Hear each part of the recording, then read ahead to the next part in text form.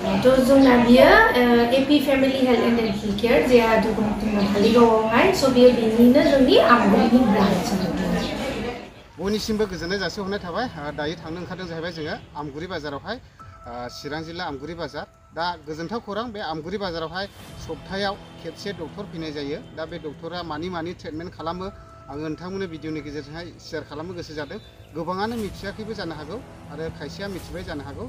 दा नोंथांमोना बेफोरबायदि समस्यायावहाय गोग्लैसोनानै दंबाथाय डाइरेक्ट कल खालामदो ओमफ्राय सारमोनजोंहाय जगाजग लानानैहाय नोंथाङा माने चिकित्सा खालामजाफैनो हागोन आरोखि दा आङो नोंथांमोननो भिडिअनि गेजेरजोंहाय लाबोगासिनो दङ OHM Basumatary and family DRA Basumatary MBBS family medicine नायनानै लादो नै दा बेयावनो आमगुरि बाजारावनो सफैबाय आरो डक्टर दा आं बिथांमोनजोंहाय डिटेल्स मिथिनानै लानि मानि थाखायहाय बेयावहाय चिकित्सा खालामनाय जायो बा ट्रिटमेन्ट खालामनाय जायो नै बेयो जाहैबाय आमगुरि बाजार नै दा सप्तायाव खेबबेसेसो लोगो मोननो हागोन आं एसे मिथिनानै लानि बेयाव हाबोबाय खुलुमबाय सार ओमफ्राय ओरैहाय नै नोंथां दङ ओमफ्राय सार जेनेबा बेयावहाय मानि ट्रिटमेन्ट खालामनाय जायो जेनेबा आंथ' जाहैबाय मेडिसिननिफ्राय फेमिलि मेडिसिनानो होननानै बुङो जों बुधबाराव फैबाय थायो आमगुरि बाजारावहाय मेनलि बेवहाय मेडिसिन होनोब्ला गासैबो जेनेबा प्रेसारनि सुगारनि ओमफ्राय ओरैनो जेनेरेल मोदोमनि देहानि प्रब्लेमफोर गासैबो नायनो हागोन आरो बेयावनो गासिखौबो नायनो हागोन गासैखौबो नायनो हागोन अपिडि बेसिसैहाय बेलासि समावहाय जों बांसिन फैयो बेवहाय माने सप्तायाव खेबसे सप्तासेयाव बुधबाराव फैयो माने सप्तायाव खेबसे सारखौहाय बेयावनो लोगो मोननो हागोन ने ओमफ्राय गुबुनावबोथ' मावो सारा गुबुनावहायबो थायो धालिगाव बाजारावहाय जुदि धालिगाव बाजाराव थाङोब्ला एपि family health and dental care दङ नैबेवहाय बेलासियाव लोगो मोनगोन आरो दस्रा दिनफ्रावहाय एक्सेप्ट सानडेनि दा गोजोनथाव खौरां डक्टर एल्ड्रिन सारखौहाय बेयावनो लोगो मोनसिगोन जाहैबाय सप्तायावनो सोरबाफोरा मिथियाब्ला लोगो लाफैनो हागोन बुधबार दिनावहाय ना सार ओमफ्राय मेडामा आंनि मुङा डक्टर प्रियांका आरो आं जाहैबाय सासे डेन्टिस्ट स' बेयावहाय जोङो बुधबारावहाय जोङो फैनाय जायो बेवहाय गासिबो आंना डेन्टेल चेयारफोरबो दंखायो हाथाइनि गासिबो प्रब्लेमफोरखौहाय बेवहाय नायनाय जागोन आरो जास्ट माने नायनानैहाय माखासे जोंना हाथाइनि मेडिसिन्सफोरबो दङ बेखौबो मोनगोन बेयावहाय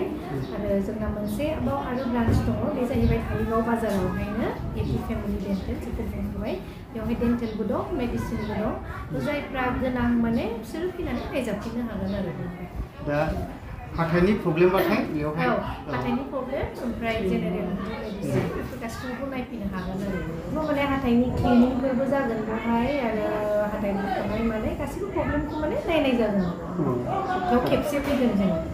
दा निस्सय खोनाबाय माने बुधबार दिनावहाय सारमोना बेयावहाय खेबसे फैगोन आरो ओमफ्राय नै बेयावहाय फुरा बेयावहाय नै हाथाइ बख'नाय मानाय गासैबो डेन्टेल चेयारनि गासिबो सेटआप दंजोबखायो गासिबो क्लिनिंनि एभ्रिथिं मेसिनफोर दंजोबो बेवहाय बेफोर ट्रिटमेन्टखौ खालामनाय जादों माखासे मेडिकेशन्सबो बेवहाय जेखौ गोनां हाथाइनि बेखौबो मोनगोन आरो अब्ला निस्सय खोनाबाय दा गोजानाव थांलायनांगौ गैया आरोना नै बे आमगुरि बाजार दा सप्तायाव खेबसे सारमोनखौहाय बेयावनो लोगो मोननो हासिगोन आरो बेनारा नुनानै लादो नै SSP इसिलारि BDS बेंगालर नै नायनानै लादो बेनारा बेनो आरो thank you sir madam thank you mainly बुधबार दिनावहाय 2 निफ्राय मोनगोन 2 PM निफ्राय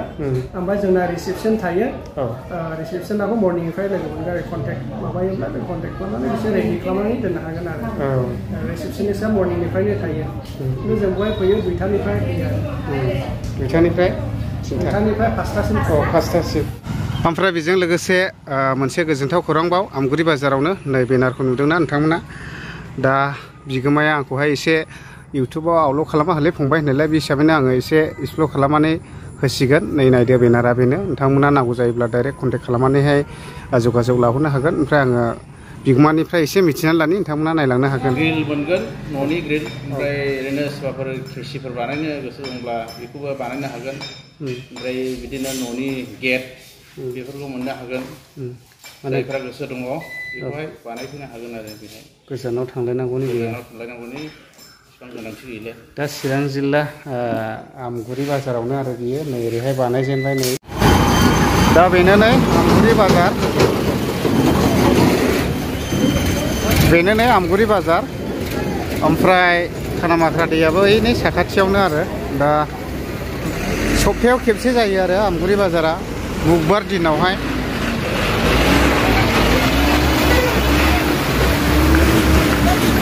एसे बाजारखौबो एक्सप्लर खालामनानै देखायनोसै आङो गोजानफोरना नुसनाखैबो जानो हागौ नालाय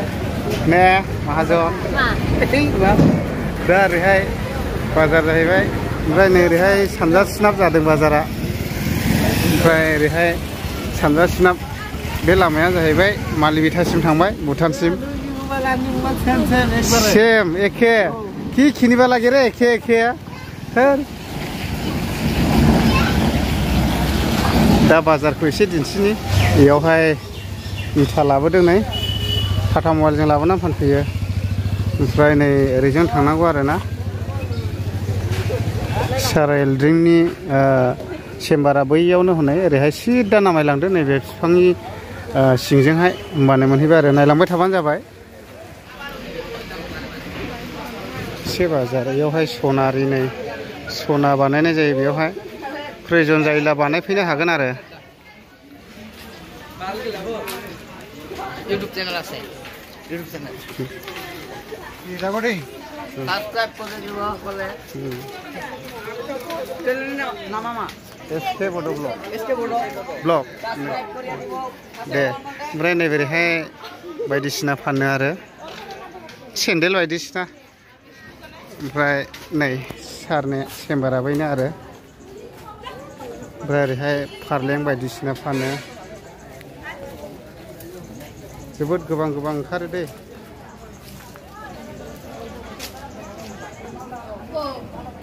दा ओरैहाय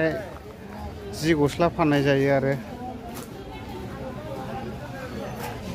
बै इथाफ्राखौ फानजोबो ओमफ्राय नै ओरैहाय मैगं थाइगंनि बाजार जाहैबाय फुरा मैगं थाइगं बाजारसै बियो